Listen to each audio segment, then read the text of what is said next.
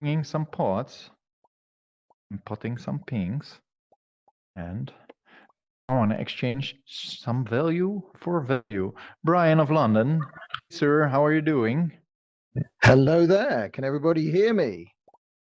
Now the magic moment. Yes, I've clicked the Yes. button. Hello, everybody. This You clicked on a is quite button? honestly That's crazy, mate. button. Sorry. I said button. Go for it.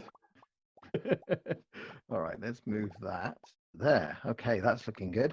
This is the most crazy experience of presenting ever, and everybody's being through this. So, congratulations to everyone who's done this already, especially those not speaking in English as a native language, because boy, that's a hard call.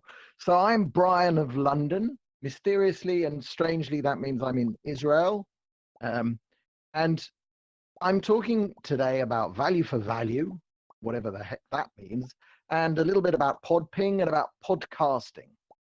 And the reason I'm excited by podcasting, and the reason I'm bringing this mishmash and this mix of podcasting to Hive, goes back to the reason. Let's try. What is podcasting, and who is this strange fellow? If this was an audience participation thing, I'd ask the audience if anybody knows who this guy is. But if you're a child of the 80s and early Curry? 90s, yes, it is. I hear from that is Adam Curry, and that's how he used to look.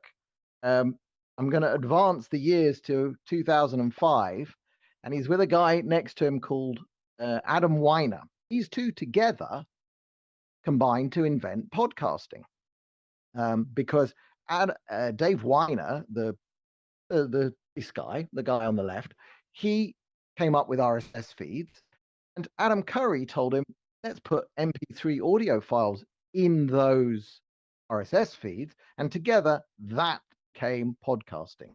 And podcasting is really interesting from the point of view of history of computers and stuff, because it's decentralized. It was decentralized long before Satoshi Sakamoto had invented blockchain. So, we like to think, this idea of decentralization, it exists well prior, of course, to blockchains. And a little bit about something I've put in place with a lot of help from people called Podping. And this runs on the decentralized nature of podcasting. Podcasting is all about these RSS feeds, what I've shown here as these orange symbols. RSS feeds are just a text file, and the text file just says, this is my next podcast. This is my next podcast. And when you want to release a new podcast, just like posting on Hive, the RSS feed says, this is the next podcast. You change your text file and boom. How does that get out to all of the podcast players, all of the apps, and all of the indexes in the world? Well, that's a story. There's a lot of computer work that goes into checking what are now about 4 million podcast feeds in the world. And sometimes it's 8 minutes. Every 8 minutes, Apple, for example, will check all the RSS feeds. Now, they deprioritize some that don't change very regularly or haven't changed in years, but there's a lot of work going on. And I got involved with Adam Curry, who's come back into the sort of technology of podcasting. He invented it, and then he kept doing podcasts and making podcasts, and he has a show called No Agenda, but he left the technology by the side. And what he realized was it had been captured by this big Apple thing. Apple became central to the world's podcasts, and we didn't like that. So this notification problem, I'm not going to go into the technical details here now, but just to say that this symbol in the middle, this weird looking thing, that's Hive. That's Podping on Hive. And what we've got running on Hive now, and it's been running for over 6 months without a hitch, is a global notification system. We've got about 7 major podcast hosts using it.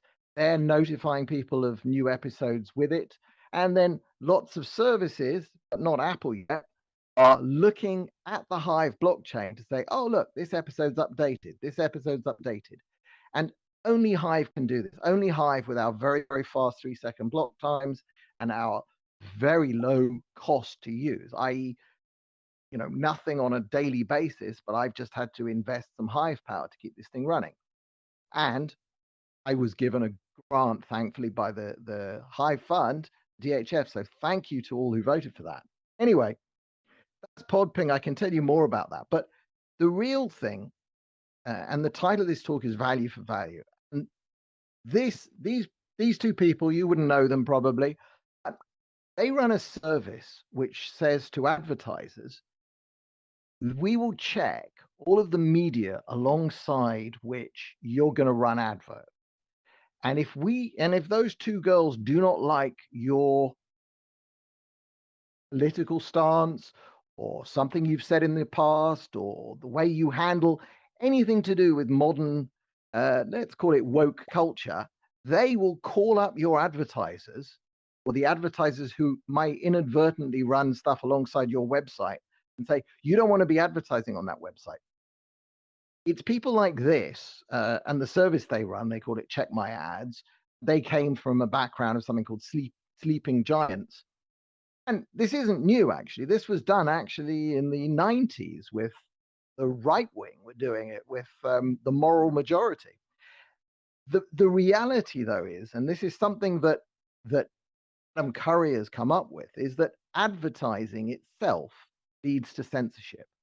And the reason it does is because advertisers generally just don't want controversy. They don't want to be associated with anything controversial. And the answer, really, to advertising is something that the internet should have had from the beginning, but it didn't. We never really built on the internet a way for people who consume content to directly reward people who make content.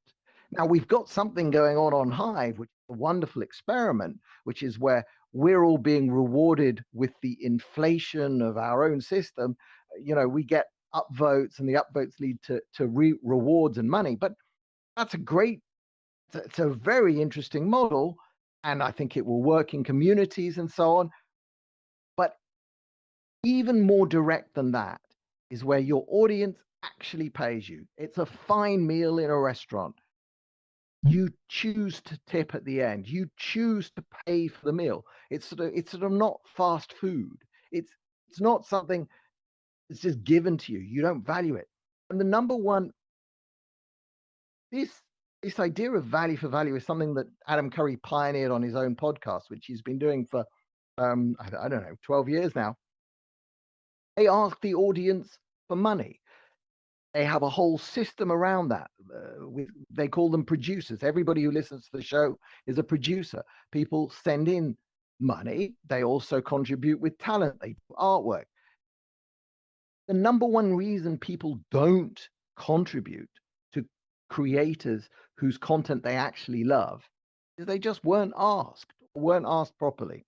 Now, in podcasting, what Adam Curry and the team at Podcasting 2.0, which is a completely open source project, it's to take podcasting. He's called it Podcasting 2.0. I'd like to jump it to Podcasting 3.0, but we'll stick with his nomenclature right now. Is to take it and to say, you've got a podcasting app. Inside your podcasting app, you have a wallet. They've gone with Lightning Network and Satoshis. And can you pay micropayments to the podcaster who you're listening to while you're listening? Streaming sats is what they call it. And that's what they've done. They've actually built it. This is one of the apps. It's called Fountain. And you can, while you're listening to a podcast, you can stream 20 sats, 30 sats, 100 sats per minute straight to the podcaster. It gets paid. Now, what I've built and what I've built on Hive is this thing right here, which is I take these Lightning payments and I convert them to you in your Hive wallet and send them directly on. And I've also created a way to turn Hive into sats. So if you want to get a wallet, like this is another one of the apps. It's called Podfriend. It has a wallet functionality built in. There's a wallet button. You press that, it shows you a beautiful screen. You say, I want to load up my wallet with some sats, and it shows you a QR code. Now, just a little note here, there are a couple of QR codes in this presentation, which if you scan them, the Lightning wallet, you'll find 1,000 sats on them. And then for the people in VR, later, at the end, there's a slide which gives you some instructions on how to collect 1,033 sats for free. So you'll see that at the end. Anyway, it might just be that this is one of those QR codes with 1,000 sats if you know how to click on it. But the system I've built, and this actual website was built with the help of OzBitBank. You take this QR code leads to a bunch of text, which is at the bottom. Horrible big thing. Lightning, we won't go into details of how Lightning works. You copy and paste that into a website. It gives you a Hive keychain pop-up that we're all familiar with. It says send some, and when you do that,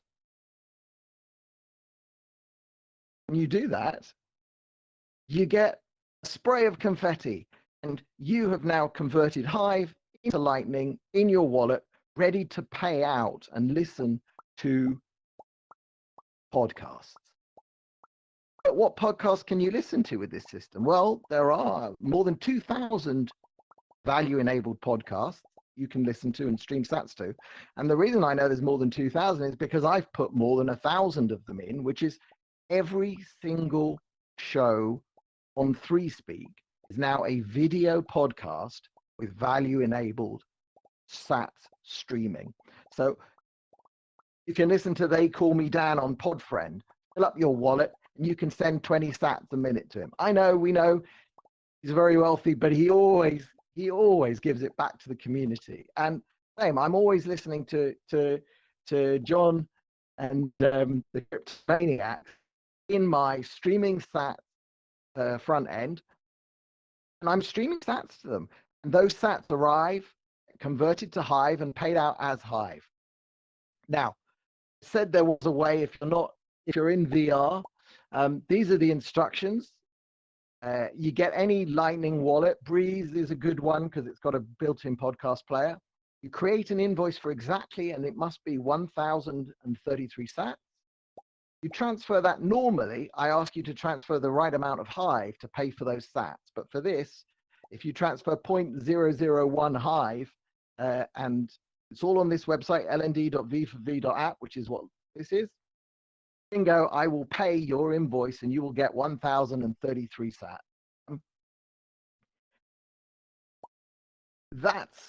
I'm going to go to the last slide. I just want to say a big thank you.